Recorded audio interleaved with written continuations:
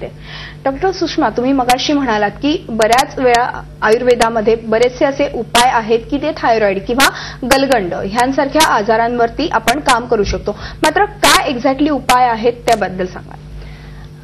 Actually ज्यावेळेला आपण या सिस्टीम बद्दल बोलतोय किंवा थायरॉइड विषयी जर स्पेसिफिकली बोलत असो तर थायरॉइड आणि थायरॉइडशी रिलेटेड जे काही तक्रारी आहेत म्हणजे थायरॉइड पासून उत्पन्न होणारा हायपरटेन्शन उच्च रक्तदाब, थायरॉइड पासून उत्पन्न होणारा इन्फर्टिलिटी वंध्यत्व, थायरॉइड पासून उत्पन्न होणारं स्थौल्य, बरोबर, थायरॉइडमुळे येणारं जे आहे की सांधेदुखी, हे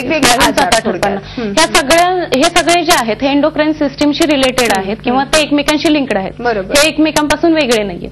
जर तुम्ही आपण थायरॉइड या ग्रंथीचं काम सुधारून किंवा जी अंडर ऍक्टिव्ह आहे किंवा ओव्हर ऍक्टिव्ह आहे तिला जर नॉर्मलाइज करू शकत असो आणि तिचे जर हार्मोन्स लेवल जर रेग्युलेट करू शकत असो तर आपण बाकीच्या तक्रारी सुद्धा आपोआपच कमी करण्याचा प्रयत्न करणार.